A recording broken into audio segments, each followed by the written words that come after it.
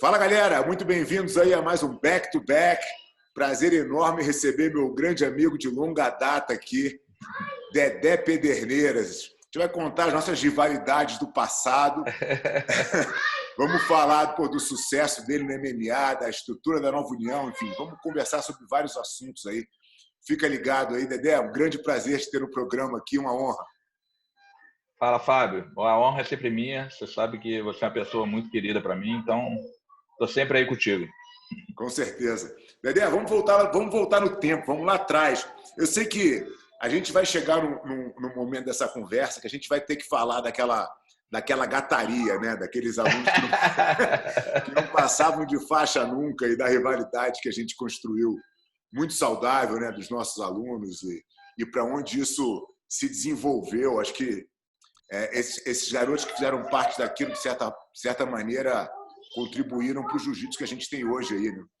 Mas eu queria voltar no tempo para falar com você da tua relação, cara, com o jiu-jitsu em si e principalmente com o grande mestre Carlson Gracie, né? Você é formado na escola lá e eu queria entender um pouquinho do teu início no jiu-jitsu aí. Então, Fábio, eu comecei com 17 anos a fazer jiu-jitsu, né? Na verdade, eu comecei numa academia do lado da minha casa que não era academia só de jiu-jitsu, era uma academia de musculação.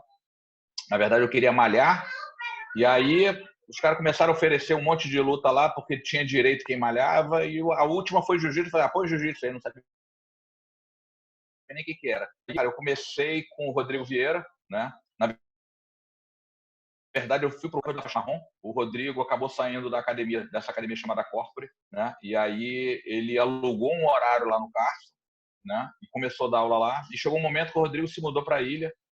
E para mim, naquela época, ficava muito ruim, né? O poder financeiro muito baixo, né? Eu não tinha como ficar gastando passagem, indo e voltando. Eu estudava no Colégio Pedro II. E aí o Carso acabou me convidando para ficar lá e eu comecei a dar aula com bolão na época, né? Eu já era faixa marrom lá. E acabei ficando lá na academia do Carso, né?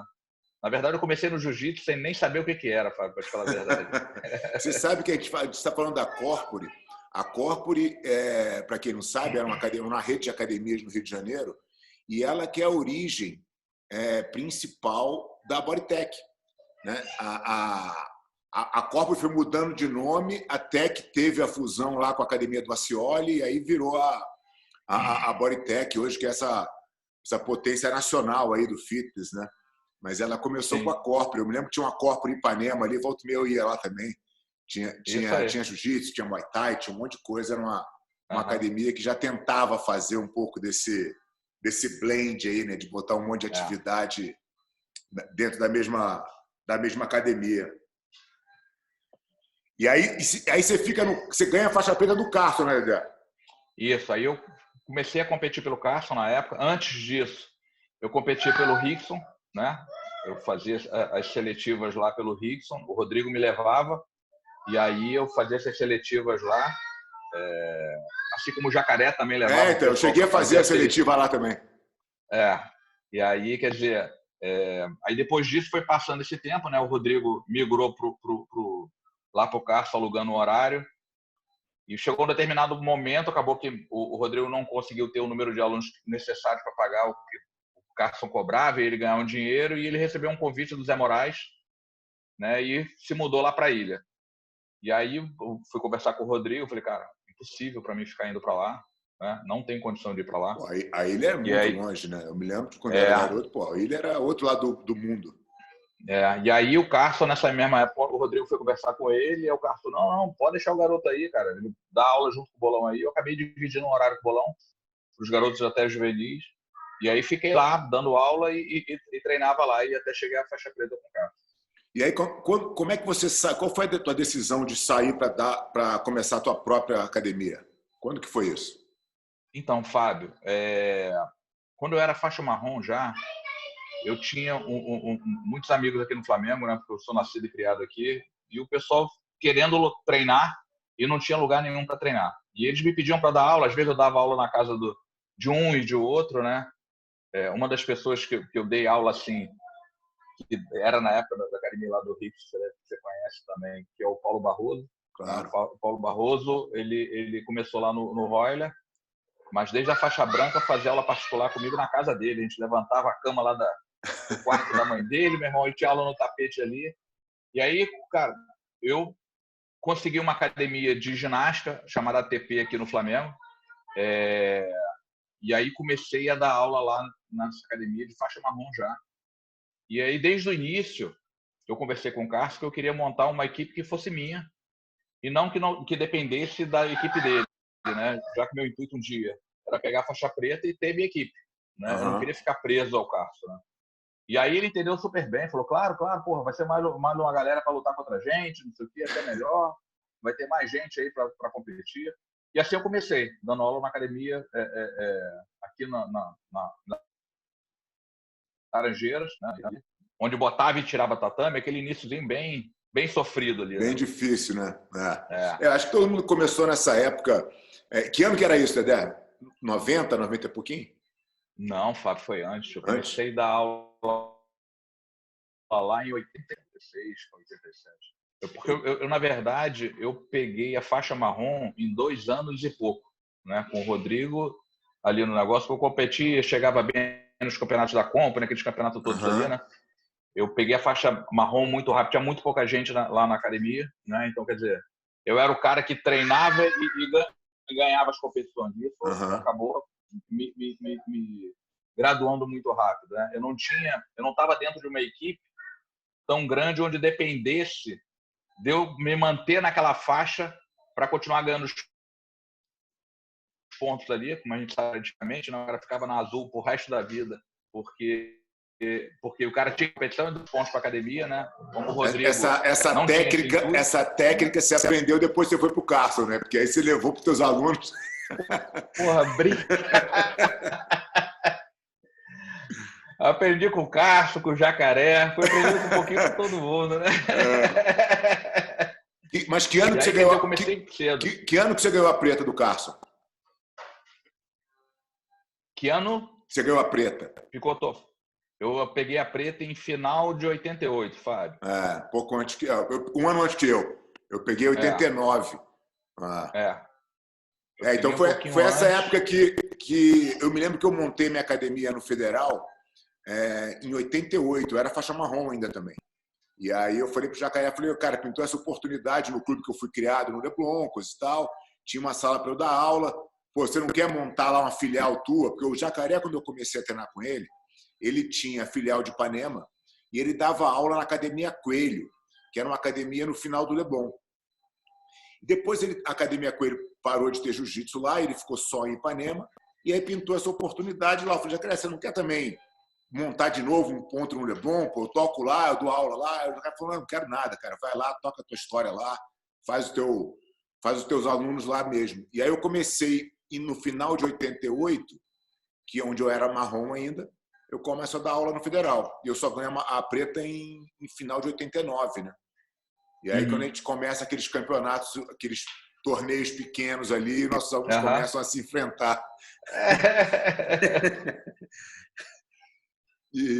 Então, quer dizer, a tua ideia, quando você saiu do Carson, já era de ter tua própria escola, de ter tua própria academia. Exatamente. Eu acho que desde o início, quando eu comecei no jiu-jitsu, né? Que eu comecei a ver que realmente era aquilo que eu queria para começar a dar aula, eu pensei, cara, eu vou montar minha própria academia, vou botar no meu nome, vou começar a tocar ali. E aí, quando chegou essa época, cara, eu fui conversar com o Carson e vou te falar a verdade, fui conversar até com certo cagaço, né? Eu falei, porra, vou falar pro cara que eu não vou querer montar com a equipe, porque todo mundo que formava ali competia pelo Carson. Né? Então, uma coisa que... Essa história eu nem sabia, por isso que eu estou te perguntando. Porque o Carson é o inventor do creonte, né? No mundo do jiu-jitsu, quer dizer. Ele sempre teve essa coisa, essa relação paternalista com os alunos, né? De querer todo mundo junto. E você foi um cara que saiu e que, pô, sempre manteve uma relação muito tranquila com o Carson. Nunca vi o Carson falar absolutamente nada de você. E olha que eu já vi ele falar de um monte de gente, hein? Então, Fábio, eu acho que na vida, toda vez que você chega e faz as coisas de forma aberta, né, que você conversa, eu acho melhor você ter a discussão naquele momento ali e resolver do que você deixar alguma coisa sem ter uma conversa anterior. né? Então, acho que essa forma de pensar foi o que fez com que o Carson não tivesse essa raiva de mim. Mesmo para você ter uma ideia, chegou uma época da minha vida quando eu comecei a treinar o pessoal para lutar MMA, né? O primeiro cara que me levou para os Estados Unidos foi o John Lewis, que era um cara que tinha lutado com o filho do Carson. Eu lembro. Né? Então, o pessoal do Carson, quando soube que eu estava dando aula pro John Lewis, cara, ficou louco, né? Porque a ideia deles é que o Juninho fizesse uma nova luta com o filho, com o John Lewis. E aí, como é que podia ter um cara que é formado pelo Carson dando aula pro cara que vai lutar com ele? E aí eu fui conversar com o Carson, não sei o quê. Aí o Carson, na brincadeira, falou: pô, não, mas tem um creonte gente boa, não sei o quê. Eu falei: não. Falei: Carson, eu quero saber se você vai ter problema para você, né? Porque o cara me convidou, eu já estive lá, já comecei um trabalho lá, mas se você falar para mim que vai ter problema, eu pego e explico pro cara e não, que isso, cara. Vai lá, meu irmão, pode treinar o cara. Essa é uma luta que, tipo assim, eu não vejo nem acontecer de novo. Tem muitas lutas para fazer antes de ter uma luta como essa, né? Inclusive nesse evento que o John Lewis lutava, tinha o Ralph que lutava no mesmo evento, né? E na mesma época eu falei para todo mundo, falei: cara, não tem interesse nenhum dos caras estarem lutando, do cara que eu estou treinando tá lutando com o Ralph. Meu interesse nunca foi esse. Tanto é que quando eu tive a oportunidade, eu subi o John Lewis de categoria para sair da categoria do Ralph, né? Já que os dois estavam ganhando ali e o Ralph ia disputar o título. Então, tipo assim, e o John aceitou na boa. Muitas pessoas achavam que o John estava ali só para sugar o conhecimento e um dia ele ia se voltar contra o pessoal do jiu-jitsu. Pelo contrário, foi o cara que, meu irmão, que ajudou pra cacete muita gente no jiu-jitsu lá nos Estados Unidos e continua fiel a mim até hoje, né? O cara me liga, porra, tá sempre em contato, sempre que pode ajudar algum atleta meu, ele tá sempre ajudando. Então, quer dizer, foi um cara que foi realmente um tiro certo que eu dei lá fora e não me arrependi de ter feito. Muito, muito legal, porque é importante contextualizar, né, cara? Era um momento onde o jiu-jitsu, quando o Vale Tudo começou a ganhar um pouco mais de visibilidade, né, até com o lançamento do UFC em 93, o jiu-jitsu tinha acabado de sair de um movimento de muita união, que era do Vale Tudo de 91. Então estava todo mundo junto ali defendendo a bandeira. Isso tinha voltado, a questão do pertencimento ao jiu-jitsu estava muito forte naquela época. E é legal ver a sabedoria do Carson de conseguir enxergar, né? O Carson não estava preso nesse entendimento de que o jiu-jitsu tinha que ser uma coisa só e que todo mundo tinha que estar dentro do mesmo guarda-chuva ali, né?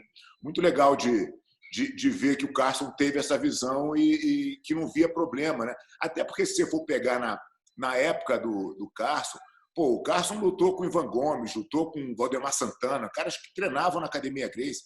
Eu acho que isso devia ser natural para ele, como é hoje, né? Eu acho que a nossa geração, talvez, tenha sido a que mais teve problema com relação a isso, né? Sim, com certeza. Tipo assim, eu sempre, lá na academia, acho que até por conta desse negócio do Carson e por ter treinado judô também, eu nunca vi problema dos meus atletas treinarem em vários lugares. Pelo contrário, às vezes o cara estava parado, estava morando perto de uma academia da Aliança ou de qualquer outra, eu mesmo incentivava, cara, não para de treinar, vai treinar lá, cara. Claro. Não tem problema você estar treinando. Os próprios alunos, por conta desse momento, eles tinham muito medo de falar, pô, tô treinando lá no fulano. Eu mesmo incentivava, eu preferia que o cara estivesse treinando do que o cara parasse de treinar porque não conseguia vir até a minha academia, né? Então, quer dizer, e isso foi realmente uma coisa que o Carson sempre falou, pelo menos para mim, ele sempre tive a mente aberta, né? E por conta do judô também, de poder fazer isso, entendeu? Então, cara, eu sou muito grato a ele por conta dessas coisas, pelos momentos que ele não se voltou contra mim com essa coisa de creonte, né? Eu tive problemas lá na academia, lá no Carson na época. De um dia, uma galera, que eu vou preferir não falar, me chamar no canto, porque na época eu treinava o Paulo Barroso, né? E, pô, eu era do Carson, o Paulo Barroso era lá da academia do Royler, e o Paulo Barroso começando a chegar nas competições, e eu ficava do lado de fora berrando pro Paulo. E aí chegou um dia que os caras juntaram, meu irmão, e falaram, porra, tu não pode estar, meu irmão, treinando o cara, não sei o quê. falei, cara, deixa eu falar uma coisa para vocês. No dia que vocês pagarem minhas contas, vocês podem chegar e falar isso para mim. Enquanto eu pagar minhas contas, meu irmão, eu vou treinar quem eu quiser e acabou. Meu irmão, se vocês quiserem conversar com o Carlos aí, a gente conversar todo mundo junto, tudo bem. Mas eu não vou deixar de treinar ninguém que eu queira treinar. E aí acabou que o Carlos, meu irmão, teve aquela confusão ali, o Carlos falou, porra, deixa eu pra lá, não sei o quê. Hoje em dia, um dia a gente ganha, outro dia a gente perde, não sei o quê. Ele não tá levando a posição daqui pro lado de lá, não sei o quê. É um cara da academia grega, e acabou que morreu a situação, também não tive problema com relação a isso, entendeu? Então, quer dizer, o pessoal, eu acho que o pessoal se preocupava muito mais do que o próprio Carson, né? Então, eu acho que essa geração, inclusive, que a gente faz parte, embora eu também nunca tenha tido essa mentalidade, eu acho que meu aluno tem que treinar jiu-jitsu, se ele não puder treinar comigo, que ele treine em outro lugar.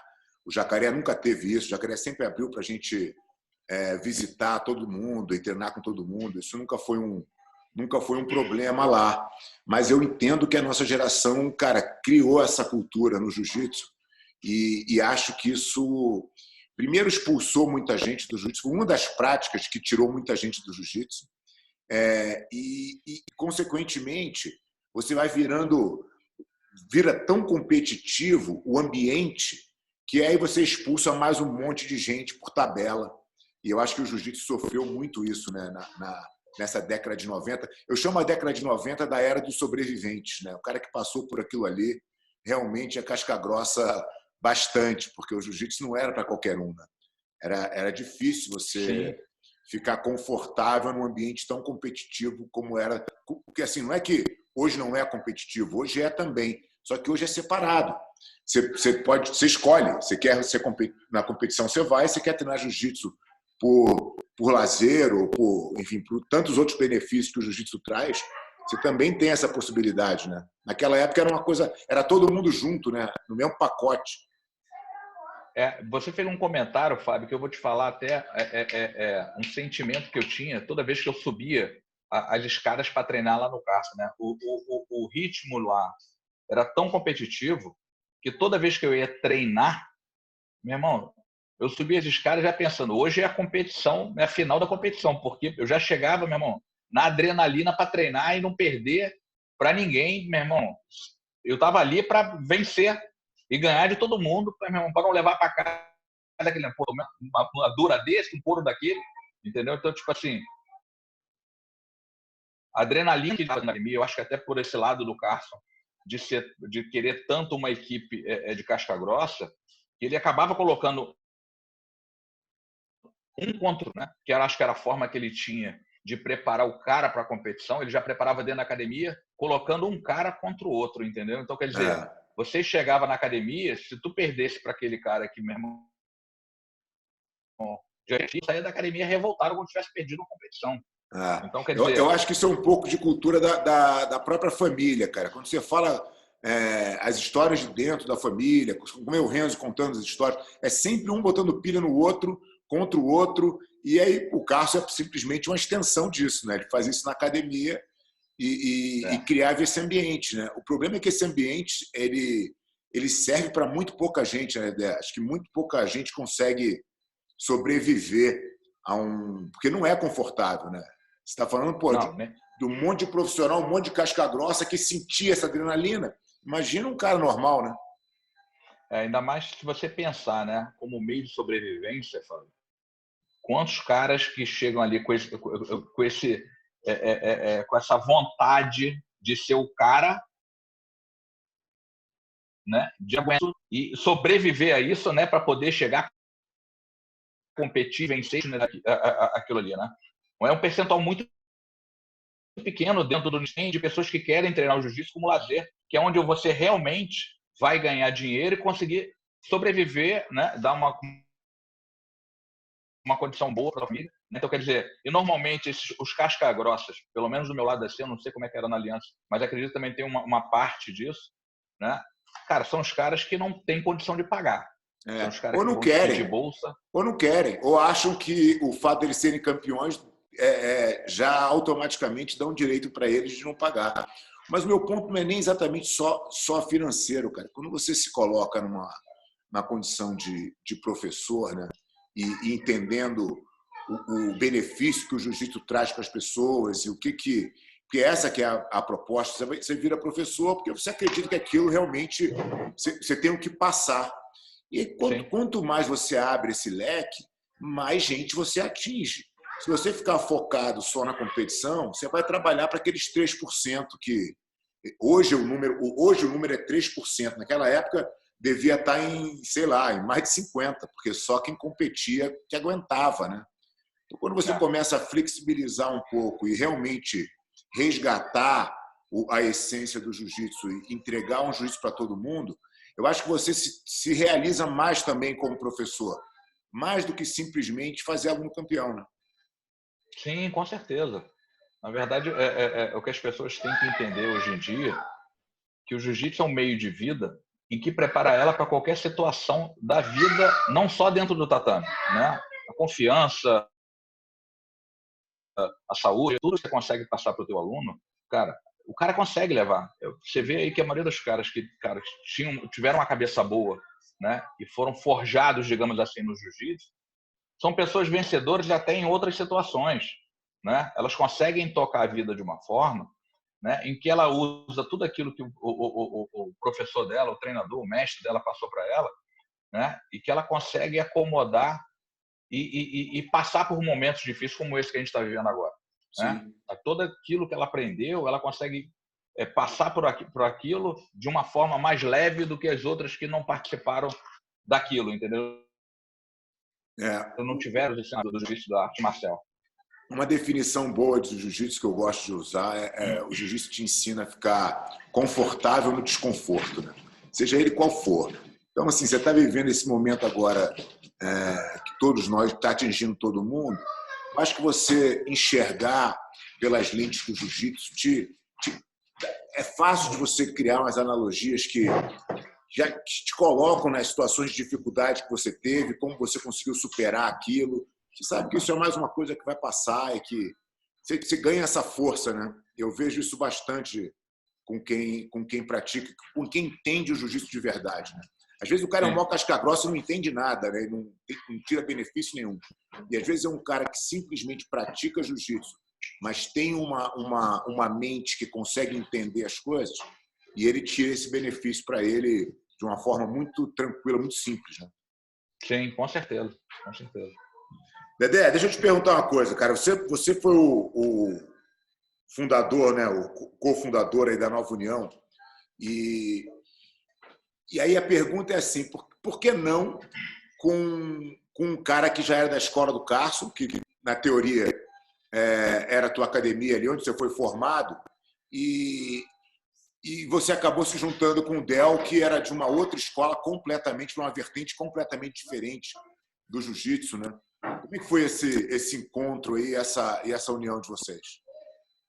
Cara, então, Fábio, eu encontrava com o Del sempre nas competições de jiu-jitsu, né? A gente sempre estava conversando com ele ali, né? E como eu comecei a dar aula muito cedo, eu meio que me voltei para o meu grupo, né?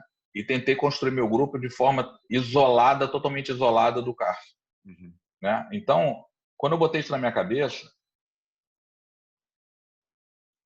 o meu ganho de juntar com alguém do Carson na época era que chegasse um momento que eu ia colocar toda a minha equipe pela academia do Carson e meu trabalho todo, que eu sempre quis fazer, que era uma coisa voltada para o meu crescimento, do meu nome ali, acabasse, né? E aí, quando eu comecei a ter um contato com o Del, né?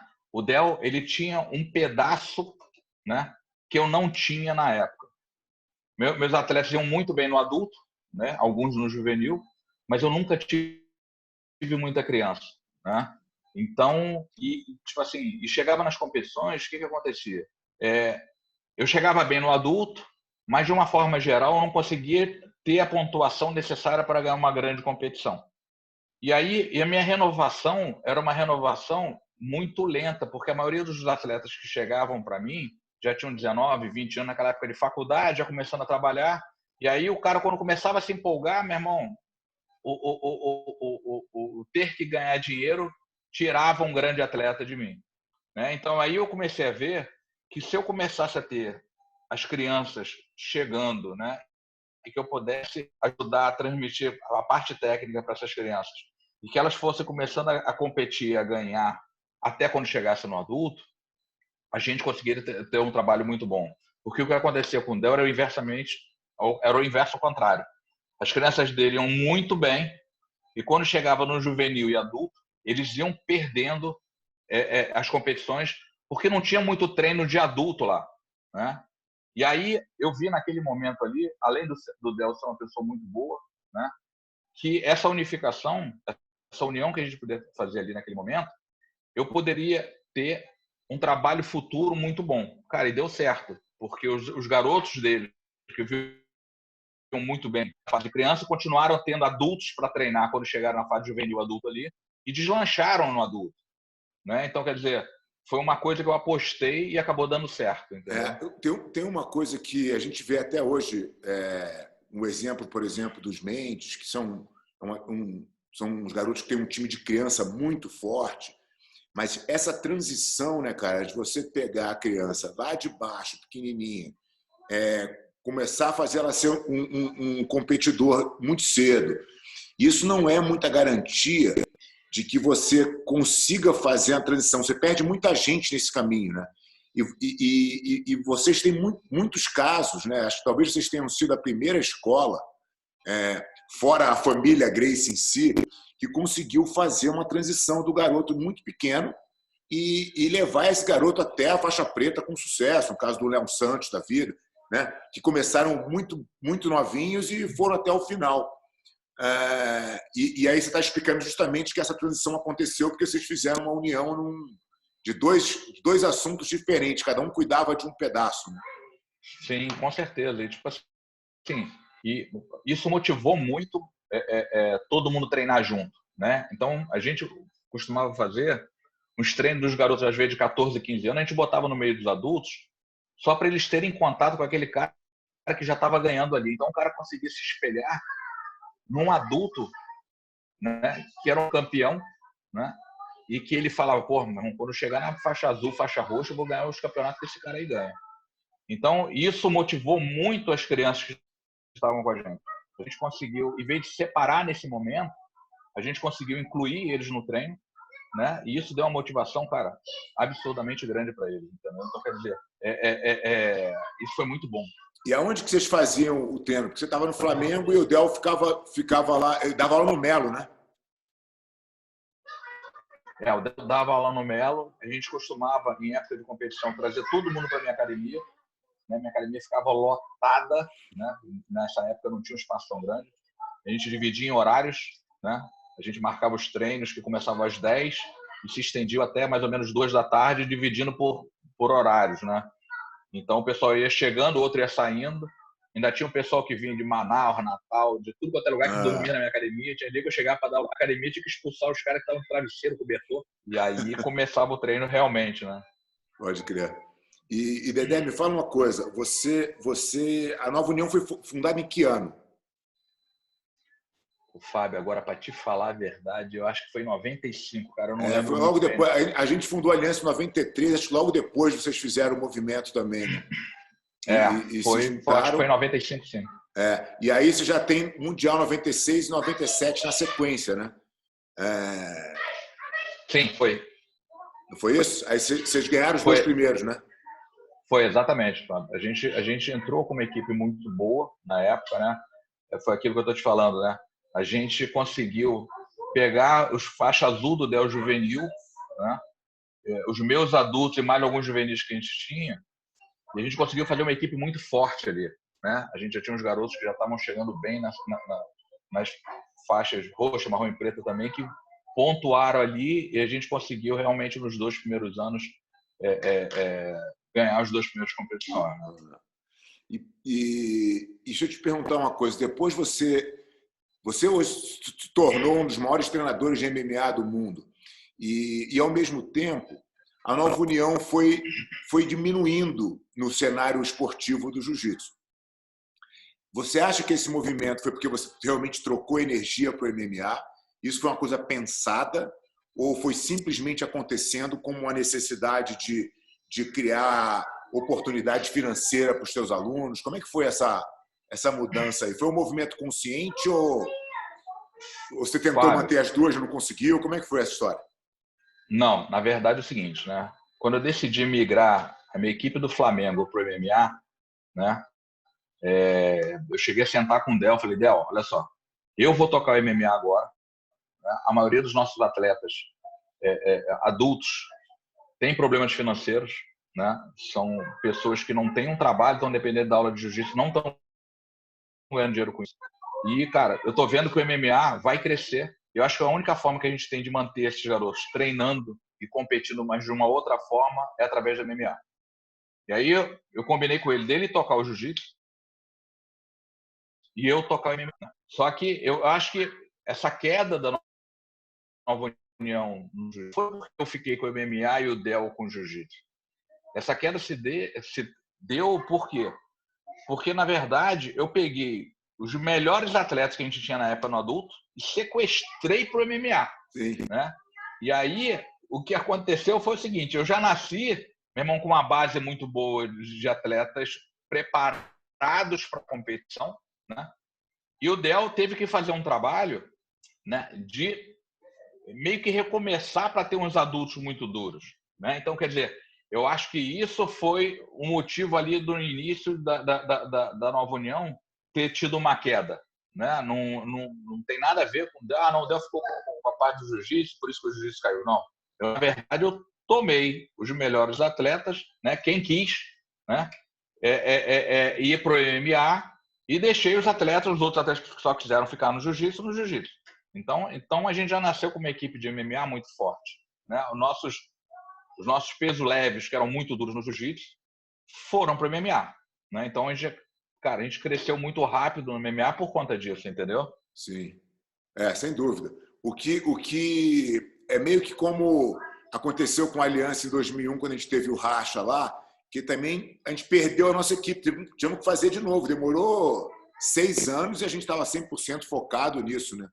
A gente nunca teve essa decisão de querer construir um time de MMA. A gente sempre apostou, sempre acreditou que o jiu-jitsu realmente ia ser uma possibilidade melhor para todo mundo, não só para a gente, mas para os alunos em geral, né? que quisessem seguir o caminho, quisessem dar aula.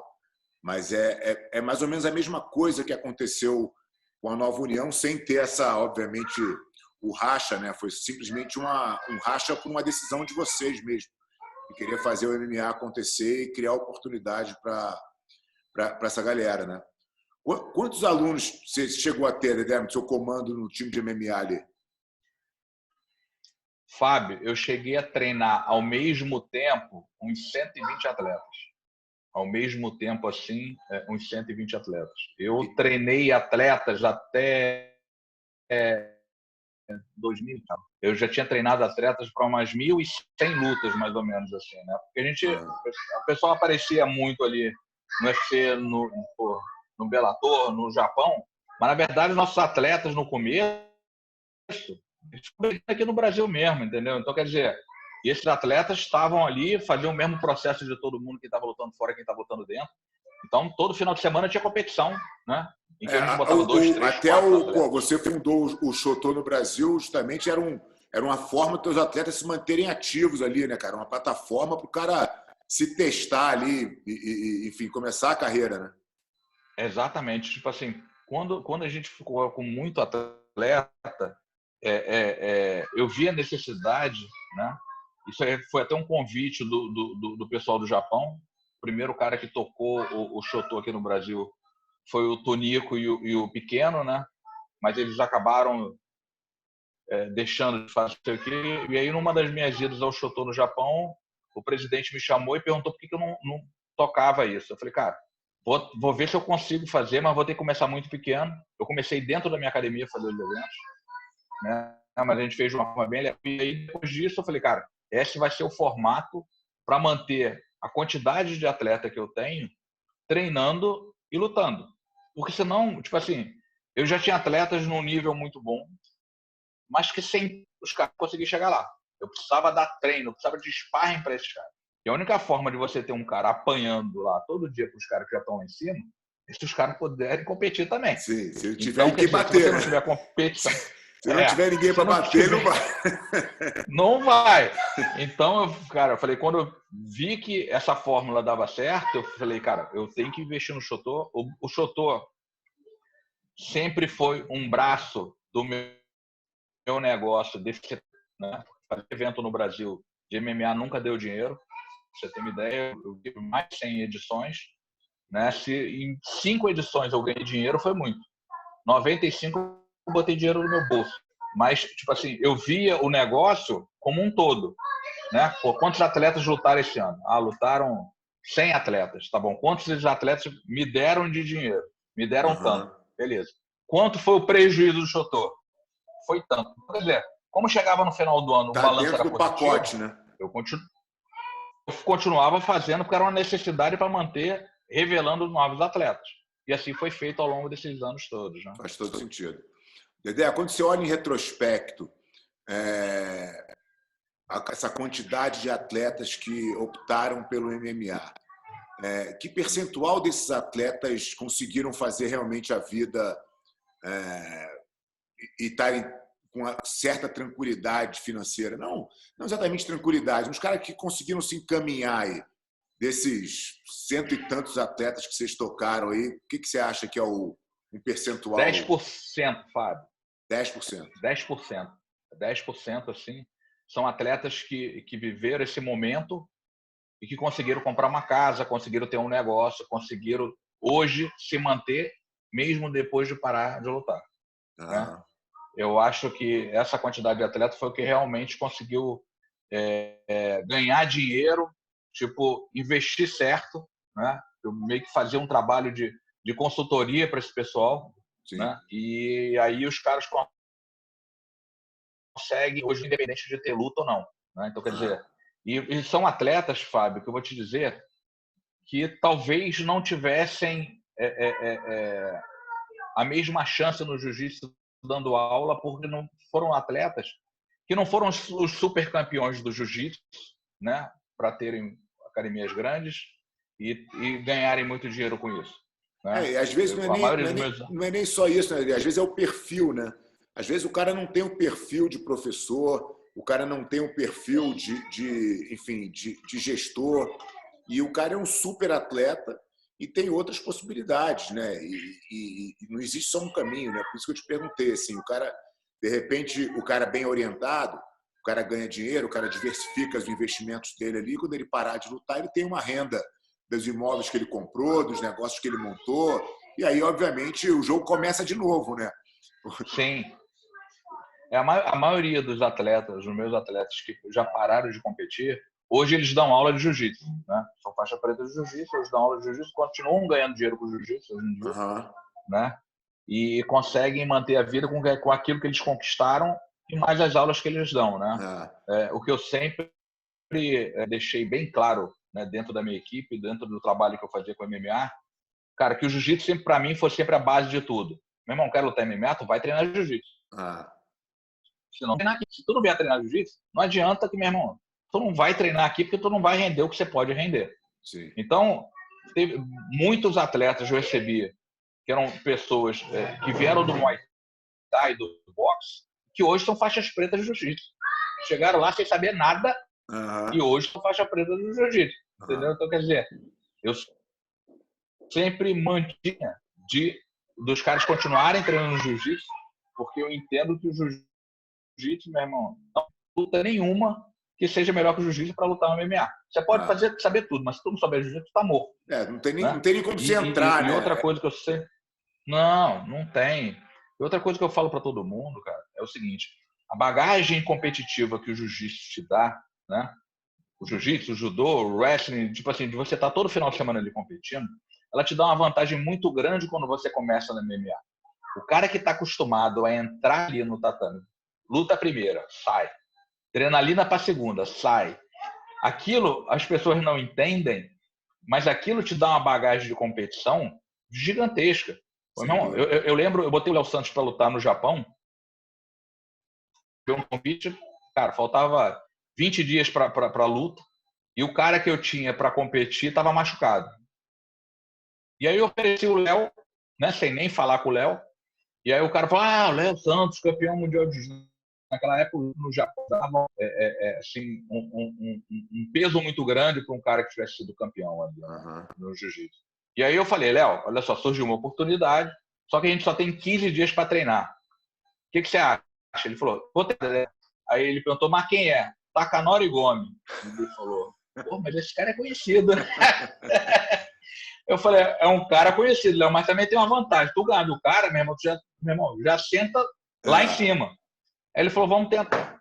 Fábio, no primeiro dia, o Léo tomou uma surra. Mas tomou uma surra. Que eu falei, meu irmão, vamos ver como é que esse moleque vai voltar amanhã. E no dia seguinte ele estava lá. Cara, o Léo treinou 15 dias.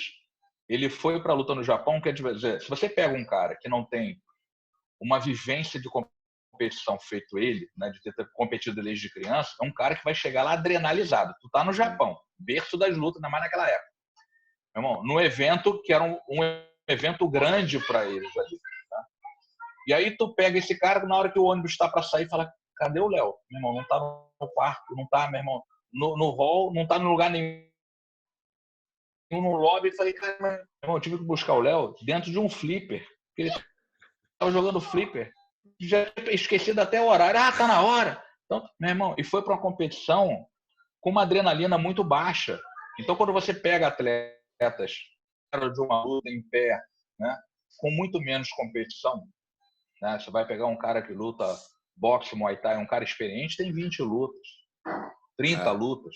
Isso aí um garoto do jiu-jitsu faz em 5 competições. Né? Menos então, de um ano, o cara já fez mais que isso. Então, quer dizer, aí você pega e vê isso, e você vê os caras adrenalizados, mesmo acostumados a entrar ali e sair na porrada. Os caras estão acostumados a entrar ali, trocar soco, chute. Meu irmão, e se quebrar todo, mas os caras entram com uma adrenalina tão grande ali dentro, cara, que é completamente diferente de um garoto dele que está acostumado a vida inteira a competir. Né? Então, eu sempre coloquei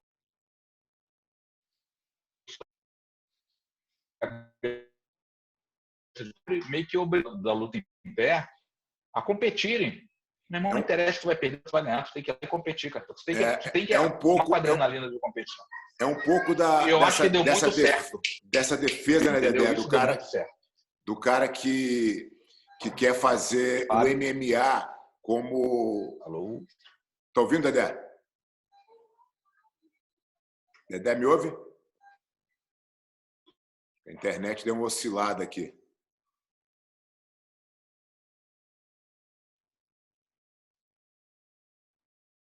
Dedé, me ouve? Fábio? Opa, tá ouvindo, Dedé? Tô ouvindo. Voltou aí. Só vira o teu telefone aí de novo na... Beleza. Então, é um pouco daquela história do cara hoje querer ser um atleta de MMA, né? Então, o cara não tem nenhuma luta mãe, ele não competiu muito no Muay Thai, ele não competiu muito no Jiu-Jitsu, ele não competiu no wrestling, ele quer treinar tudo para ser um cara de MMA. Isso faz com que ele, obviamente, lute muito menos e tenha muito menos essa bagagem tão importante que você está falando, né? De um cara que compete todo final de semana e tira a competição de letra, né?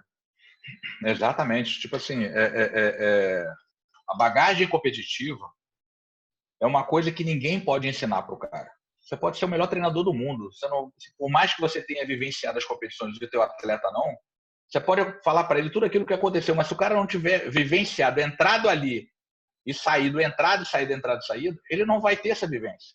Né? Então ele precisa disso. Sem dúvida. Dedé, deixa eu voltar um pouco para o jiu-jitsu de novo. A gente teve, em 2001, inclusive foi uma das consequências, né? Foi o racha da aliança. A gente teve uma discussão com o Luizinho, que era um cartola da Nova União, né? Porque ele não era um professor, mas ele era um cara muito presente ali no time de vocês. Uma briga dele com o Carlinhos, que acabou criando uma federação paralela e que prometia que ia premiar em dinheiro, coisa e tal. Isso criou um racha no jiu-jitsu bem grande. E a Nova União, obviamente, foi inteira para a CBJJO. E a CBJJO, depois de um tempo, terminou. E aí a Nova União acaba fazendo um movimento de retorno. Como é que você vê, olhando hoje, no retrovisor aí, como é que você vê esse acontecimento e o que você acha que poderia ter sido feito de forma diferente?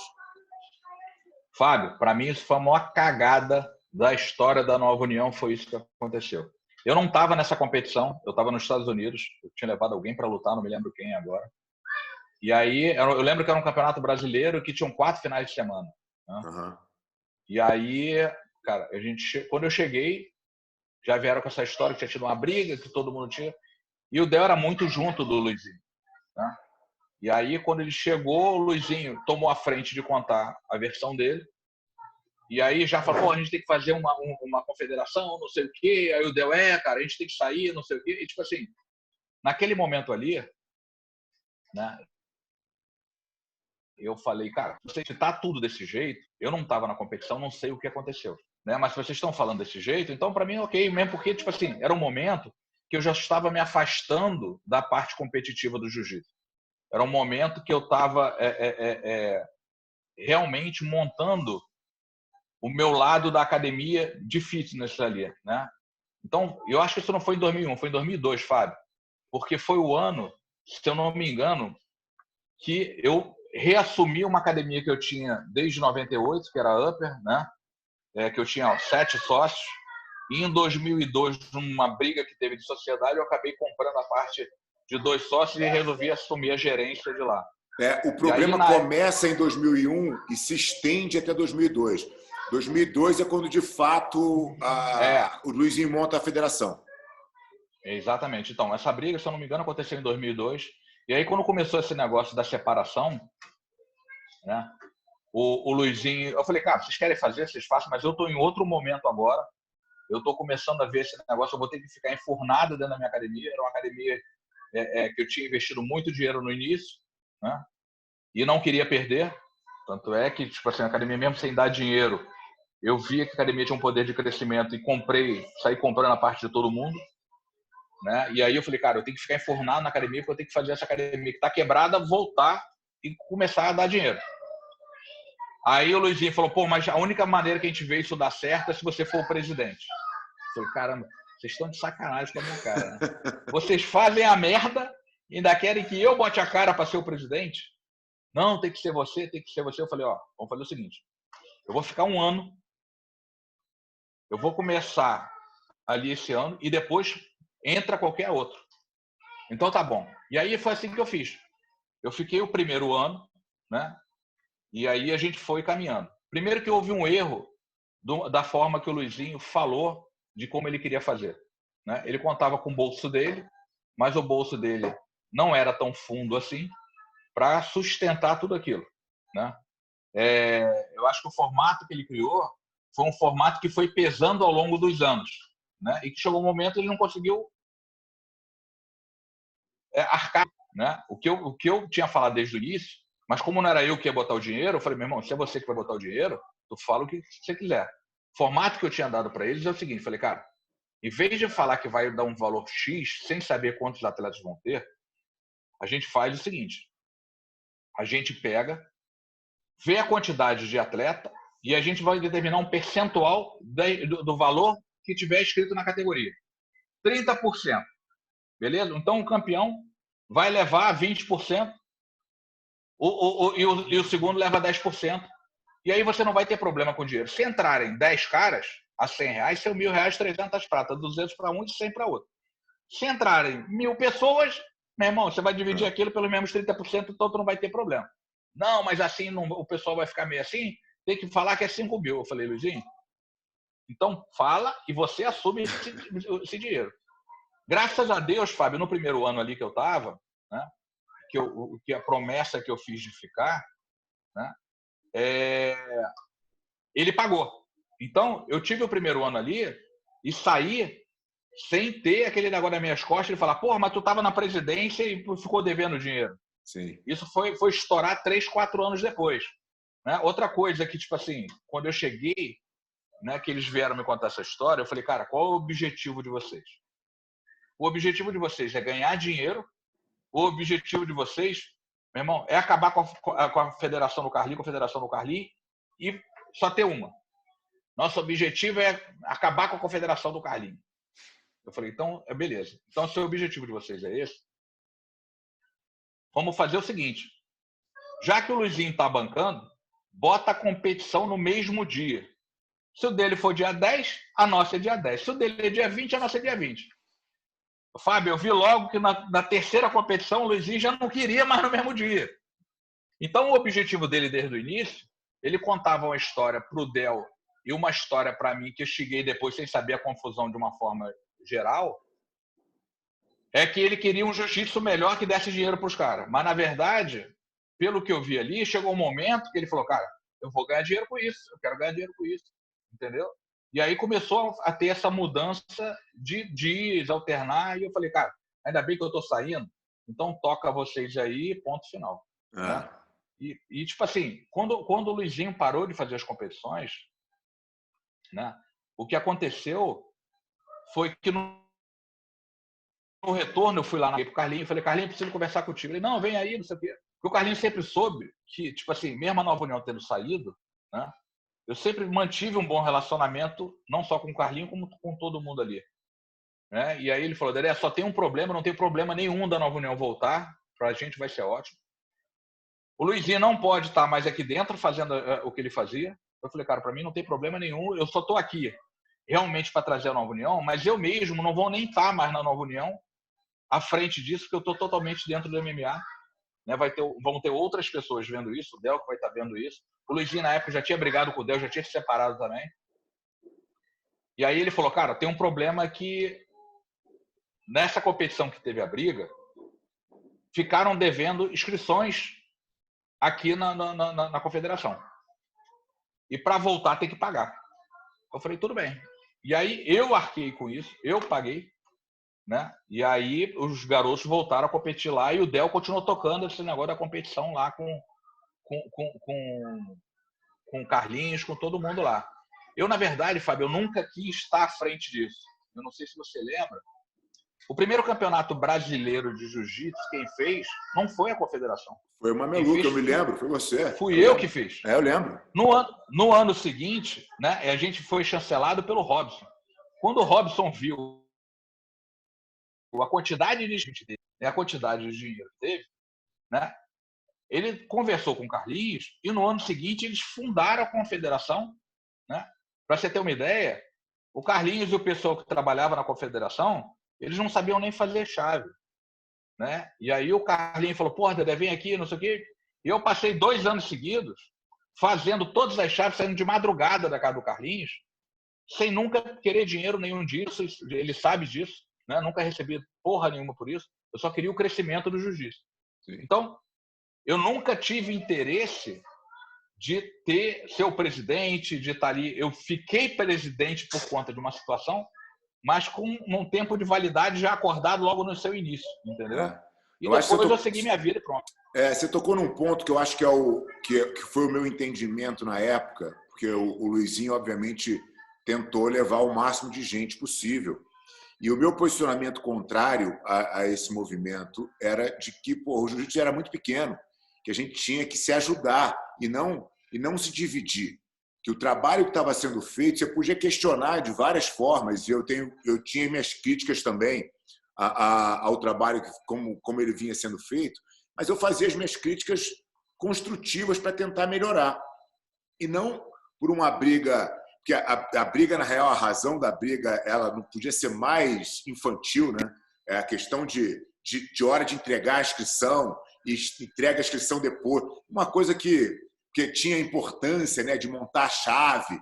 A gente já estava no tempo da carroça. Na época da pedra. Na idade da pedra. Mas eu não via muito, na intenção, né, do Luizinho de montar aquilo, eu não via nada muito genuíno. Não era para o todo. Ele estava fazendo aquilo para ele. Né? E como você acabou de falar, ele tinha você como o nome, que era o único que tinha representatividade, né, na comunidade do jiu-jitsu. E, enfim, e aí a história é a história, né? Eu só queria saber como é que tinha sido a tua ideia ali, como você achava que podia ter sido diferente.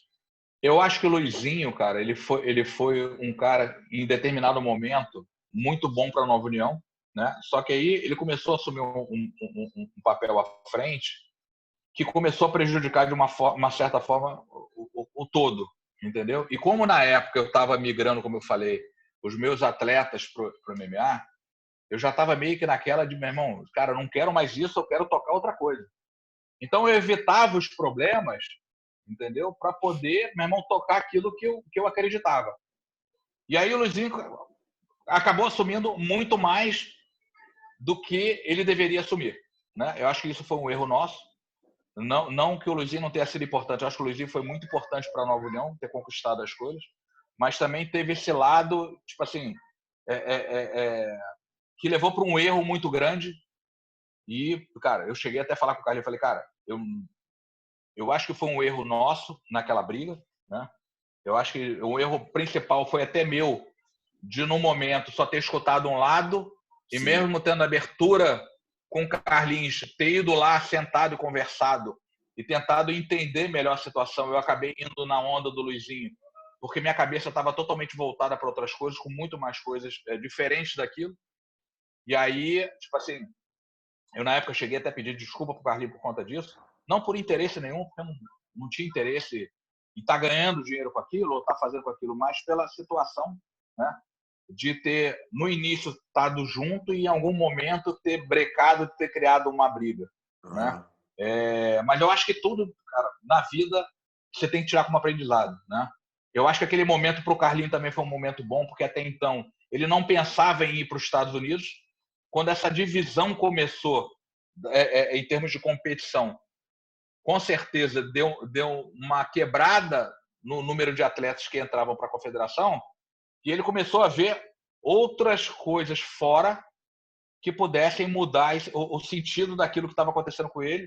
E eu acho que esse momento para ele também foi bom, porque ele abriu os horizontes dele, começou a ir para os Estados Unidos também e viver uma outra coisa que hoje em dia ele tem esse trabalho que sem ele, com certeza, não teria chegado. Eu acho que é o famoso a males que vem para o bem, né? Claro que a gente nunca gosta dos problemas, mas eles nos ensinam o tempo inteiro, né? Esse problema isolado, essa situação que a comunidade do jiu-jitsu viveu, porque o problema começou ali, mas reverberou para a Aliança, por exemplo, sofreu um racha em função dessa história, e o outcome disso para a Aliança foi super positivo também, porque a gente aprendeu outras coisas que a gente precisava aprender, a gente conseguiu se organizar como time, como equipe, de uma maneira totalmente diferente, e talvez se a gente não tivesse tido aquele racha, a gente não tivesse tido o sucesso que a gente teve em outros aspectos, né? Então, acho que a gente tem que aprender, na verdade, a se virar com o que a gente tem, olhar o problema e falar, pô, beleza, o problema está aí, o que eu faço agora, né? Qual é a melhor ação que eu posso dentro desse cenário? Eu acho que todo mundo que está envolvido nisso, de certa maneira, fez. Todo mundo que estava trabalhando com boa intenção e com verdade conseguiu superar e criar negócios melhores, né? É o caso da Aliança, é o teu caso, é o caso do Carlinhos. Acho que todo mundo que estava bem intencionado, independente da ação que teve no momento, conseguiu ter sucesso depois. Eu acho o seguinte, Fábio, eu acho que tudo que a gente vive na vida, né, às vezes tem certos momentos que, cara, você acha que aquele problema ali é o maior problema da tua vida, que não vai ter solução, né? E aí, quando você consegue passar por aquilo, né, aquilo que você aprendeu ali, às vezes te salva de um problema futuro, cara, que era gigantesco e muito maior do que aquele. Então, aquele aprendizado que você teve ali, cara, te ajuda a passar por um problema muito maior. Comigo, na minha vida, aconteceu isso diversas vezes, né? Tanto é que eu, aqui em casa, né, eu vou à igreja, assisto culto, essas coisas todas, eu sempre falo, meu irmão, se eu estou passando por isso, é porque Deus lá na frente vai me mostrar para que isso aqui vai servir lá na frente, porque eu vou ter que passar e lá na frente, meu irmão, eu vou usar isso de uma outra forma que vai ser pior. E se eu não tivesse aprendido aqui, eu vou tomar uma porrada muito maior lá na frente. Então, eu sempre sigo esse caminho, esse pensamento, entendeu? Dedé, eu defendo uma visão, né, para os profissionais de jiu-jitsu no geral, assim, de que eles têm que se preparar para fazer transições, né? O jiu-jitsu é uma jornada muito longa e você não vai ser sempre atleta, você não vai ser sempre professor, você vai ter que fazer algumas transições na tua vida. Acho que você é um exemplo aí de várias, né? Você fez várias transições de competidor para professor, para dono de academia, para dono de academia de fitness, para treinador de MMA, para um monte de... E talvez o que as pessoas mais enxerguem seja o teu brilhantismo como treinador de MMA. Você ficou muitos anos aí sendo um dos mais reconhecidos treinadores de MMA do mundo. Isso ainda está no teu objetivo? Isso não está mais? Você já está transferindo de novo o teu foco para outra coisa? Como é que está o teu momento de vida aí? Cara, então, Fábio, aquilo que você falou, né? Eu vivo ciclos na minha vida, né?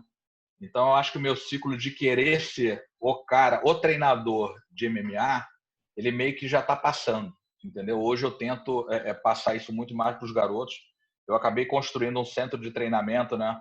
Muita gente me chamou de maluco, não sei o quê, tipo assim. Mas eu não vi outra forma, depois de chegar onde eu cheguei, de não devolver para a luta tudo aquilo que ela me deu, né? Eu era um cara que, cara, não tinha um poder aquisitivo nenhum nem para treinar jiu-jitsu, né? Eu consegui começar no jiu-jitsu porque essa academia corporate tinha uma promoção que era para malhar e dava a luta, né? E depois, tipo assim, pela minha dedicação, eu comecei a treinar e os caras sabiam que eu não tinha condição, foram me dando bolsa ali, eu fui aproveitando as situações, né? Então, quer dizer, aquele negócio de querer competir, de querer treinar, de querer melhorar. E isso foram me abrindo portas e eu consegui me formar, né? E tudo, isso eu posso falar para você, tudo que eu tenho na minha vida, em termos de bens materiais, de inteligência, não sei o quê, eu devo ao jiu-jitsu, eu devo às lutas que eu pratiquei, principalmente ao jiu-jitsu, né? Então, quer dizer, eu sempre tive isso na minha cabeça, eu sempre fiz um trabalho social aqui desde o meu início, né? A gente se conhece há muito tempo, você sabe disso. Eu sempre dei bolsa para atletas de comunidade, assim como vocês também. Então, quer dizer, então eu sempre tive na minha cabeça que no dia que eu tivesse uma condição financeira, eu queria montar alguma coisa grande em que eu pudesse devolver para a luta e dar a chance para as crianças terem a oportunidade que eu tive de viver o que eu vivi, de aprender tudo aquilo que eu aprendi para ter um norte na vida que pudessem, mesmo que não fossem atletas, competidores, campeões, mas que tivessem, tipo assim, um caráter, um bom caráter, pessoas com boa educação, que soubessem respeitar o próximo. Então, eu fiz um investimento muito grande nesse centro de treinamento, que é dentro de um orfanato, né? Que faz muro com uma comunidade carente que eu vivo do lado a vida inteira. E hoje, esse centro de treinamento que eu tenho, ele não tem cobrança de nada, né? Ele só trabalha com aula gratuita para as crianças. E é onde eu faço as competições, que é quando entra dinheiro, eu acabo botando ali para poder tocar. É um custo muito barato, né? Eu continuo pagando um aluguel para o orfanato, mas como era uma quadra abandonada, em deslize, eu fiz toda a construção, ficou um custo barato. Eu lembro das fotos, ele mandou as fotos, os vídeos da construção, um negócio assustador. Parecia que estava construindo um coliseu. Falei, nossa, o Dedé está muito doido. Fábio, eu vou te falar, eu estou na profissão errada, acho que desde que eu nasci. Eu tinha que ser peão, Fábio. Porque, porra, meu irmão, toda a minha academia... Engenheiro. Todas as construções, a parte de arquitetura, as coisas todas, sou eu que bolo, sou eu que crio, entendeu? Tipo assim, eu só trago o engenheiro realmente quando tem que fazer um cálculo, que eu não tenho estudo para isso, e não vou arriscar a vida dos outros por conta disso. Né? Então, mas toda a parte de arquitetura sou eu que faço. Então, tipo assim, eu tenho o prazer de fazer aquilo, entendeu? Muito legal. E aí, mas me responde aí, que você mudou o assunto e não respondeu o teu momento atual. Qual é Então, em que momento aí, da transição você está aí? Então, eu estou nesse momento agora, cara, que eu quero botar os garotos para poder começar a virar os treinadores principais, né? Eu quero ficar com essa parte mais de empresariar, né? Ao longo da minha vida, eu consegui fazer bons contatos com as pessoas e manter, né, um bom relacionamento com todo mundo, com todos os matchmakers, com todos os donos de evento. Né? Pouca gente sabe. Eu dei aula para o Dana White e para o Lorenzo Fertitta antes deles serem donos do UFC, né? Através do John Lewis. Né? Então, quer dizer, e mantém um bom relacionamento com os caras até hoje. E com todo mundo. Eu acho que o nosso pensamento, né? O pensamento das pessoas que cresceram é de manter sempre uma conversa honesta para ter as portas abertas, né? Sempre fazer o correto para manter as portas abertas. E isso, graças a Deus, eu consegui fazer minha vida inteira, né? Eu já cansei de discutir, meu irmão, de xingar o Dana White, ele me xingar, mas, cara, chega no final das contas, são pontos de vista, mas a sua honestidade não pode ser colocada à prova. Claro. Depois que passou aquilo ali, o cara continua te considerando da mesma forma, como sendo uma pessoa honesta e que está só, meu irmão, discutindo um ponto de vista. Então, quer dizer, o respeito permanece. Você não é obrigado a concordar com ninguém, né? Você é obrigado Sim. a respeitar as pessoas se elas merecerem o respeito. E aí, quer dizer, hoje eu me volto muito mais para esse lado, realmente, de ser empresário, né? É como eu falei, eu tenho uma academia grande, mas meu objetivo hoje em dia é muito mais vender essa academia e viver dos imóveis que eu consegui comprar e viver de aluguel. Eu não sou um cara que eu quero ter bilhões na conta. Eu sou um cara que eu quero viver para minha família hoje em dia e diminuir o número de viagens, essas coisas todas. Tipo assim, ao longo desse tempo que eu fiquei viajando com atleta, eu viajei quase 180 vezes para fora do Brasil. Tipo assim, e você deixa a tua família em casa. Sim. Meus filhos hoje em dia, um tem 14, outro tem 10, outro tem 8. E que hoje eles te cobram uma presença maior, né? E meus negócios aqui me cobram uma presença maior. Então, quer dizer, eu estou meio que saindo dessa parte de treinador, né? Por mais que seja difícil, né? Eu tenho atletas que estão comigo desde garoto. Então, tipo assim, o Aldo, enquanto o Aldo estiver lutando, meu irmão, Sim. ele vai meio que me obrigar a estar no corner dele. Então, tem pessoas que, tipo assim, eu ainda vou demandar um tempo até conseguir me afastar totalmente. Mas hoje em dia eu já consigo me descolar do pessoal mais novo e eles terem outro Dedé tocando a vida deles como treinador, entendeu? E aí você tem ainda você vai se desfazendo, porque obviamente as transições, quando elas são bem feitas, né, ela nunca é abrupta, né? Você nunca, no dia seguinte já não faço mais. Não, você vai saindo, né? Você vai Sim. preparando alguém para o teu lugar, coisa e tal, e vai fazendo essa transição de uma forma do mais suave possível. Aí você tem a tua academia de fitness hoje, que é uma academia bem grande também no Rio, e você vai tentar também se desfazer dela. E aí você acha que o projeto, o CT, vai ser a tua menina dos olhos aí para você cuidar para o resto da tua vida aí de uma maneira com esse enfoque social aí, esse é o teu plano? Sim, com certeza, Fábio. Meu objetivo é, tipo assim, eu tenho um instituto, né? Agora, na verdade, eu sempre fiz essas coisas sociais, mas nunca pedi dinheiro para ninguém. Mas nesse momento, com a academia fechada, né? E, tipo assim, você passa 30 anos ajudando as pessoas de alguma forma, num momento crítico como esse, as pessoas não param de te ligar, né? E aí, eu abri uma conta poupança, né? Comecei a pedir doações para essa conta para poder dar cesta básica Fábio, e poder arrecadar alimentos para poder doar, entendeu? Então, quer dizer, eu estou vendo o teu movimento aí de, não sei quantas cestas básicas você está entregando e o dinheiro que você está arrecadando, muito legal. Então, e aí, tipo assim, o meu objetivo, quando conseguir realmente sair dessa parte da academia de aluguéis, é ficar totalmente focado com essa parte de empresariar e cuidar do projeto social das crianças, dessas coisas todas, entendeu?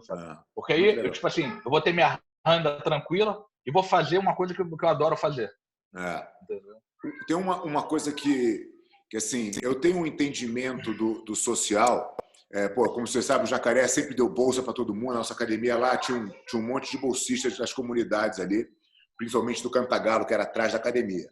Depois, quando eu vim para São Paulo, eu fiquei 10 anos dando aula no Meninos do Morumbi, que era um projeto que começou como um projeto de percussão, de música, e depois eles foram abrindo e a gente teve o jiu-jitsu lá por 10 anos. E foi um grande aprendizado para mim, porque eles tinham uma coisa lá, uma filosofia, de que o projeto só tinha sentido se você conseguisse validar aquele garoto fora do muro, né? Fora daquele ambiente de proteção, que ele tinha que realmente ter qualidade em alguma coisa. E aí eu fui enxergando o seguinte, cara, que isso era realmente difícil de fazer. Tanto é que os projetos sociais hoje, que realmente conseguem tirar o garoto da comunidade, fazer esse garoto ter sucesso, são poucos, porque é difícil, é muito trabalho, é muito difícil. Como é que Como é que funciona isso na tua cabeça? Como é que você desenhou esse projeto do teu CT aí para conseguir ter continuidade nisso e ajudar os garotos o máximo possível? Então, Fábio, eu acho que a primeira coisa que a gente cobra lá, que é uma coisa que mantém não só o campo do aprendizado da luta, é a cobrança escolar, né? O garoto para estar treinando ali, ele tem que estar estudando. Se ele não estiver estudando, ele nem é inscrito. Então, uma forma que a gente tem do garoto se manter dentro das... Né? Então, quer dizer, eu acho que as reuniões que a gente tem lá com os professores que dão aula e com as crianças, é o seguinte, tem um momento da vida, né? A gente prepara todo nosso atleta lá pela seguinte forma. Se o cara não tiver condição, ele vai treinar, vai competir, ele vai virar um professor, né? E o futuro dele vai ser dando aula em algum lugar.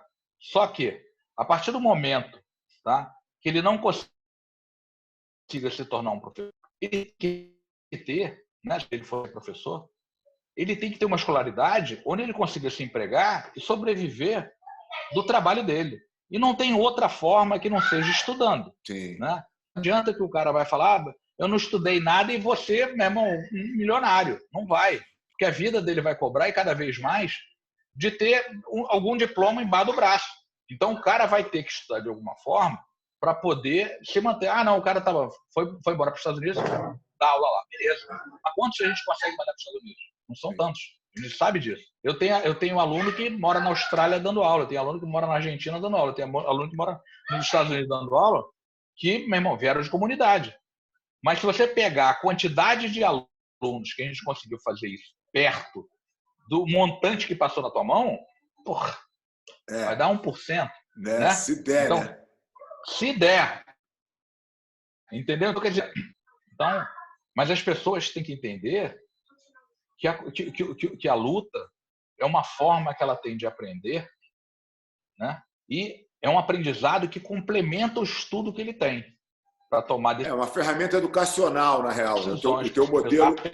O teu modelo é fazer um suporte educacional e manter a criança na escola a maior parte do tempo. Porque hoje assim, é claro que o caminho, né, do estudo e você se formar, você eventualmente fazer uma faculdade, pode te ajudar muito, né? Pode te tirar realmente do bolo, do mais difícil ali.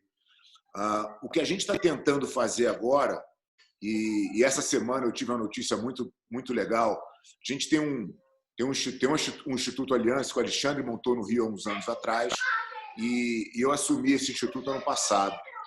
E o desenho desse instituto, na verdade, é profissionalização dos garotos que querem realmente viver de jiu-jitsu. Então, a gente tem a ideia é pegar uma janela de 6 anos e preparar esse cara. Hoje a gente tem condição de mandar quantos a gente quiser para os Estados Unidos, para a Europa, enfim, a gente tem filiais hoje no mundo inteiro que precisam dessa mão de obra. Então, é fazer esse caminho através do jiu-jitsu para o garoto realmente se profissionalizar. E a gente acabou de ter o nosso projeto publicado no Diário Oficial, quer dizer, a gente está apto a fazer essa captação. A gente já tem o primeiro patrocinador, que é o BTG, e a gente vai começar agora a realmente desenhar e selecionar esses garotos que queiram seguir esse caminho, né? E a formação, é claro que é do estudo, mas ela é também uma formação prática, né? Como é que a gente ensina esse garoto a realmente ser um bom professor de jiu-jitsu, a saber lidar com as pessoas, a entender de gestão de academia? Como é que a gente prepara esse cara para ser realmente um profissional de jiu-jitsu? Porque eu acredito que o jiu-jitsu vai subir a barra. As academias vão ficar cada vez mais profissionais. Como você viveu isso no mercado fitness na pele, né? A evolução do mercado fitness é um negócio assustador, né? Na nossa época, década de 80, as academias de ginástica no Rio eram academias de ginástica dentro dos conjuntos comerciais, né? Hoje você vai ver as academias, a estrutura que você tem aí, a estrutura que os seus concorrentes têm, é muito diferente. E eu acho que isso naturalmente vai acontecer com o jiu-jitsu. E a gente precisa de professores muito mais preparados do que o jiu-jitsu tem cuspido, né?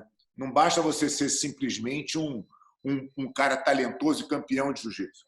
Você vai precisar realmente saber dar aula, você vai precisar realmente saber lidar com as pessoas, entender o que as pessoas buscam ali através do jiu-jitsu, né? Entender um pouco da filosofia, de como você pode passar isso. Então, acho que isso é o nosso projeto, vai estar muito mais ligado nessa área do que de realmente pegar um monte de gente e tentar dar o primeiro suporte, que eu acho que é um trabalho super importante de base, mas não é muito do que a gente está pretendendo fazer por aqui, entendeu? Entendi. Muito legal. O que eu ia te perguntar aqui? Do teu tempo, cara. Porque assim, a gente está falando dessas transições, né? E como é que você fazia para ter para construir, né, cara, a academia do tamanho que você conseguiu construir aí, e ao mesmo tempo tá no meio do turbilhão, porque foi nessa fase que você ficava fazendo aí suas 180 viagens para fora, né? Como é que era essa ginástica aí, Dedé? Cara, então, Fábio, eu, na verdade, cara, eu acabo trabalhando demais, né, para conseguir atender a tantas demandas que acabam acontecendo na minha vida, né? Por isso que, tipo assim, é o que eu falo para todo mundo, né?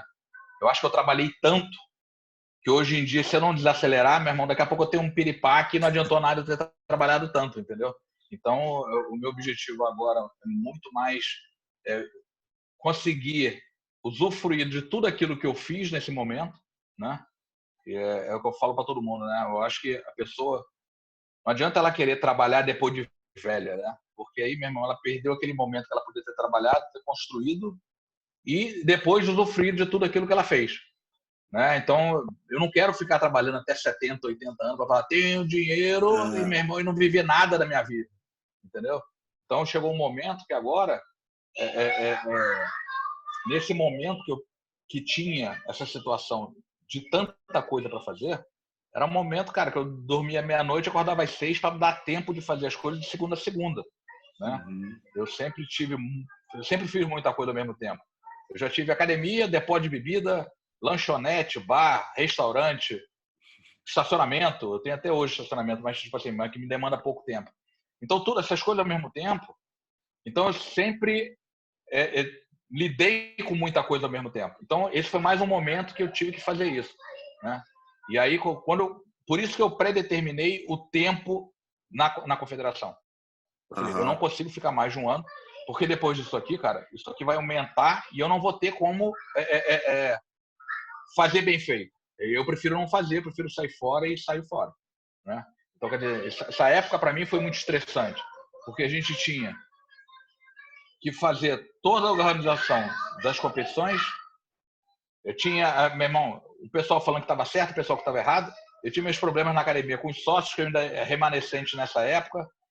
Eu já peguei a academia, comecei a fazer um monte de obra maluca lá que eu fiz. Então, quer dizer, tudo isso ao mesmo tempo me causou um estresse muito grande, entendeu? Então, quer dizer, depois que aquilo foi diminuindo, eu falei, cara, isso eu não quero nunca mais na minha vida. É o que eu falo para todo mundo, né? Se hoje alguém me oferecer um restaurante, meu irmão, tô arriscado eu querer brigar com o cara. Não, eu te dou. Não, meu irmão, não quero. Eu quero brigar com o cara. Porque, meu irmão, são coisas que te estressam de uma forma que, cara, você viveu aquilo ali, você não quer nunca mais. Então, tipo assim, coisas que eu não quero nunca mais, que já passaram por mim e eu não quero nunca mais na minha vida, entendeu? Então, hoje... teu caminho... E esse plano que você falou de vender a tua academia, ele já foi desenhado desse jeito também? Ou você começou com a academia e não sabia que você ia chegar nesse ponto de vender? Fábio, desde o início que eu montei a academia, meu objetivo, desde o meu início que eu comecei com a academia, meu objetivo sempre foi montar uma estrutura de fitness, né, grande, né, não sabia nem como ia fazer, mas e que eu conseguisse comprar os imóveis que eu tivesse ali, o maior número de imóveis possíveis ali, para um dia vender e ficar recebendo só o aluguel, né? Eu consegui comprar menos imóveis do que eu esperava, mas imóveis que me dão uma rentabilidade boa, eu conseguindo vender e alugar. Né? Que eu não preciso de estar trabalhando para poder ganhar mais dinheiro do que aquilo que ele vai me dar.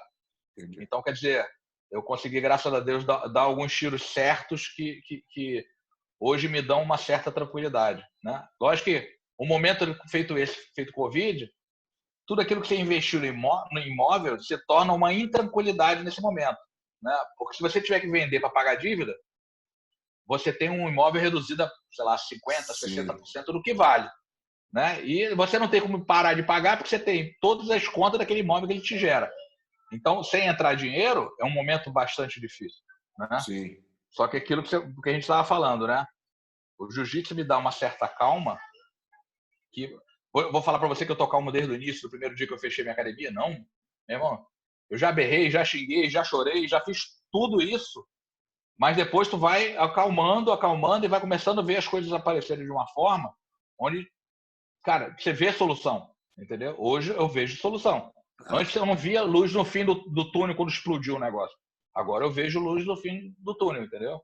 Eu acho que a gente estava comentando em off, né? Eu acho que o jiu-jitsu te ensina a ter essa calma e procurar a saída técnica, né? O que eu racionalmente posso fazer para sair de uma situação adversa.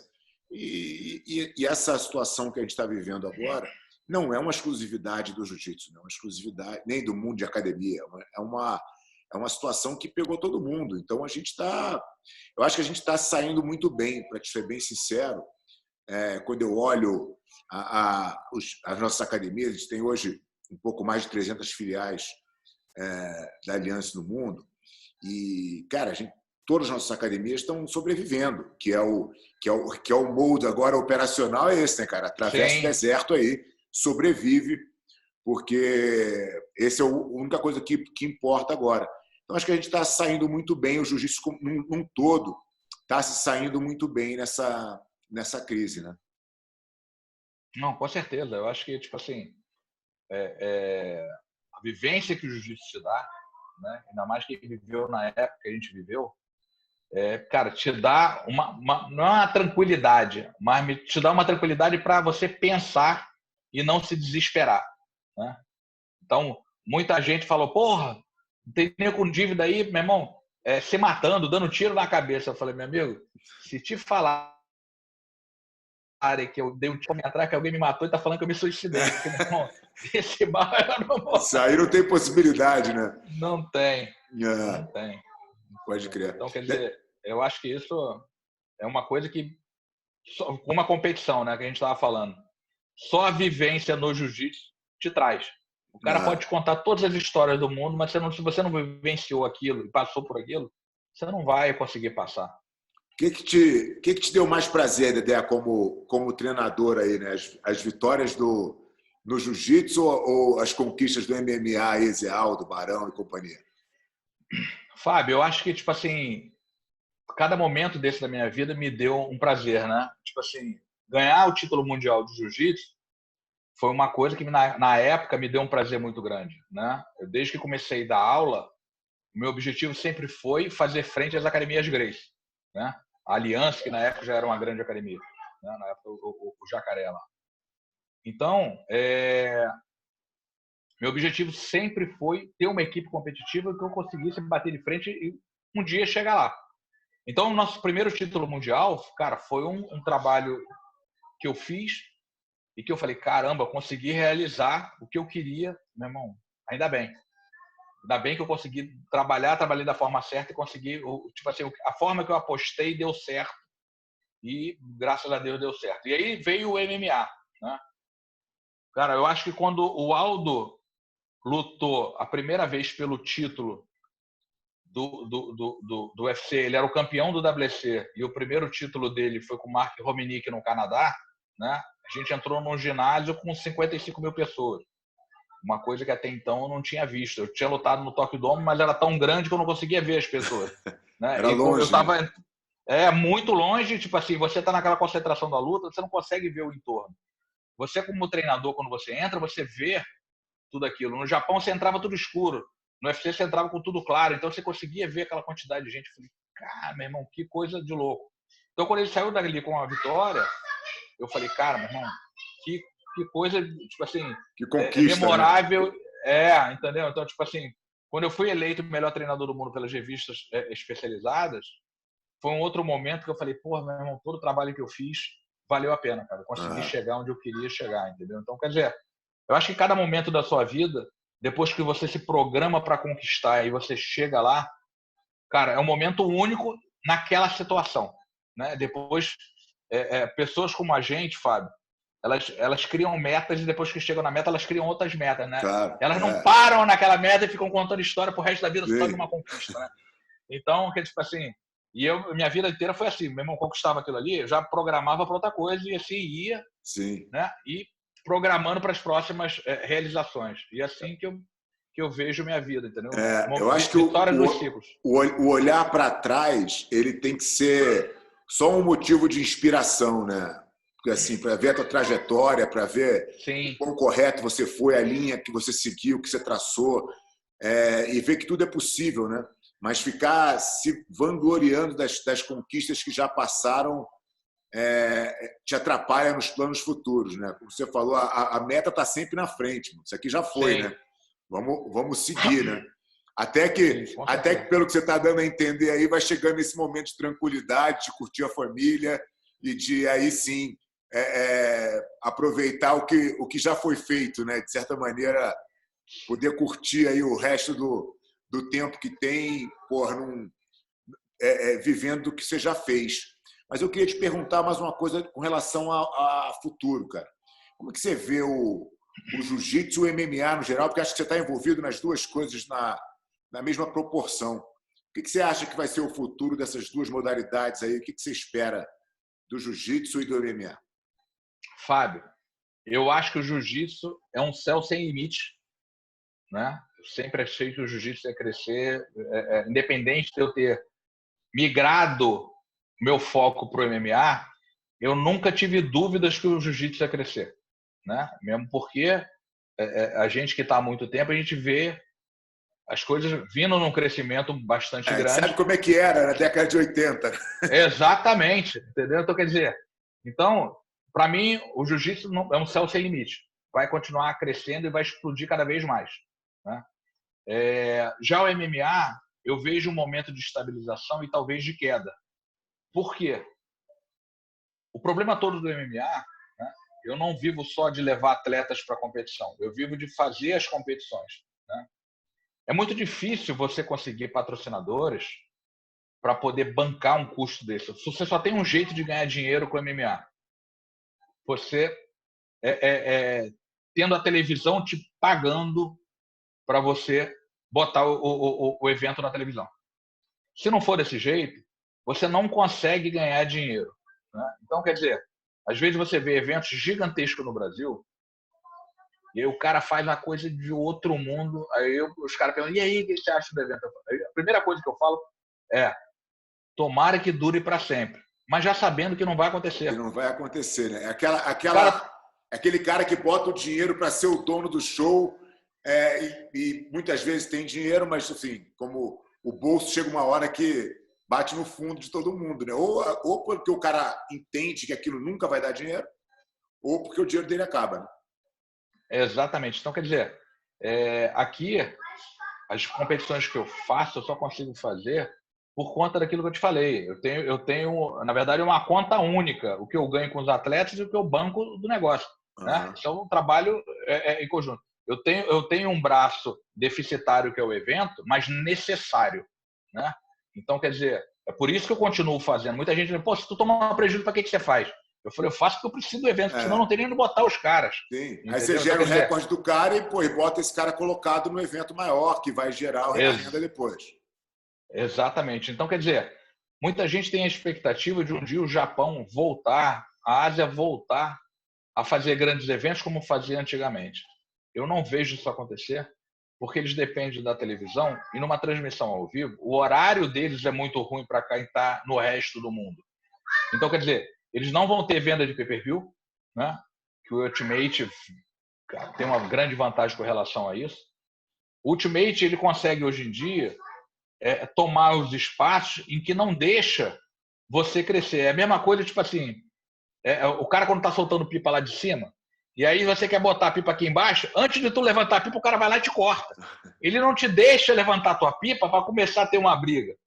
Ele te corta lá embaixo antes de você começar a levantar. Sim. Então, quer dizer, você tem que pegar e começar a entrar nessas brechas que te dão. Só que a maioria dos grandes eventos não quer entrar em brecha. Ele quer ser o cara. E aí, quando ele começa a tomar as porradas ali, ele fala, opa, é muito dinheiro jogado fora, não vou conseguir chegar lá, vou meter o pé. Então, eu já vi isso acontecer milhões de vezes. É a mesma coisa, às vezes aparece um patrocinador, né, como aparecia antigamente em competição de jiu-jitsu. O cara gastando. Fala, meu irmão, esse cara não vai durar. E não durava. Né? Então, quer dizer, o negócio é insustentável, né, Dedé? Eu vejo as pessoas, às vezes, muito empolgadas, porque conseguiram alguma coisa, porque o cara está bancando, o cara está fazendo. Eu falo, cara, mas esse cara está ganhando dinheiro? Porque se esse cara não estiver ganhando dinheiro, ele vai parar. Entendeu? Se o negócio não for autossustentável, o negócio vai parar. Não adianta você botar suas fichas ali, porque o segredo ali vai acabar, entendeu? Sim, com certeza. Então, quer dizer, é por isso que eu vejo um teto e uma redução do crescimento do MMA, né? E vejo uma continuidade do jiu-jitsu. Por que você acha isso? Cara, se você olhar lá nos primórdios, você vai ver que o jiu-jitsu começou lá com o Hélio Gracie e ele fazia lutas de MMA. Então, quer dizer, o Hélio Gracie continuou dando aula de jiu-jitsu, mas os eventos de MMA foram sumindo e voltaram a acontecer com o UFC. Se fosse um negócio rentável, ele continuava explodindo lá atrás junto com o jiu-jitsu e hoje em dia estaria gigantesco, dando dinheiro para todo mundo. Então, quer dizer, eu costumo avaliar muitas coisas pelo que já passou. Eu falo, meu irmão, mas o que aconteceu aqui nessa época? Pô, nessa época aconteceu isso, e meu irmão... O que a história nos ensina, né? É o mínimo que você tem que fazer para poder, meu irmão, meio que se precaver o que pode vir pelo futuro.